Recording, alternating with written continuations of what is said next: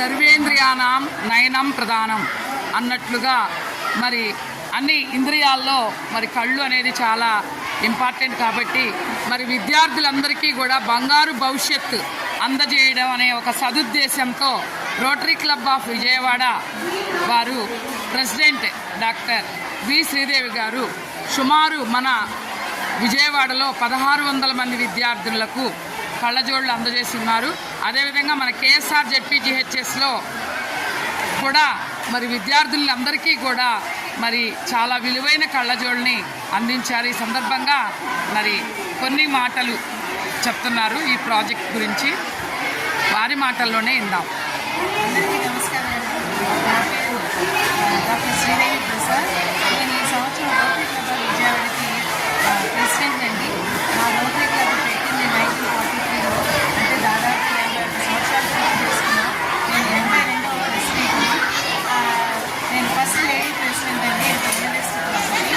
So దీని ద్వారా సేవలు అందించే అవకాశం వచ్చింది, సంతోషంగా ఉంది.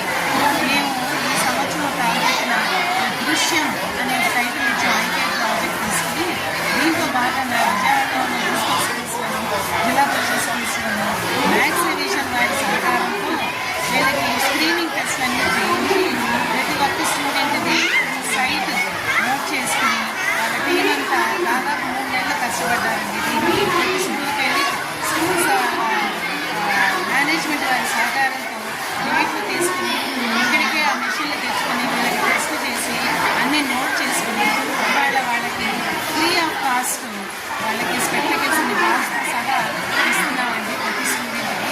ఆ బాక్స్ మీద మా లోగో రాసుకున్నాము, ఇంతమందికి ఇస్తున్నాము. దాదాపు 20 స్కూల్స్లో అయిపోయింది స్క్రీనింగ్ అంతా. డిస్ట్రిబ్యూషన్ కూడా మొదలు పెట్టామండి. ఇవాళ ఈ స్కూల్లోనూ ఒక స్కూల్లో, ఈ బాయ్స్ హై స్కూల్ ఈ స్కూల్లోనూ గర్ల్స్ స్కూల్లోనూ ఇస్తున్నాము. దాదాపు 6-7 లక్షల ప్రాజెక్ట్ అండి.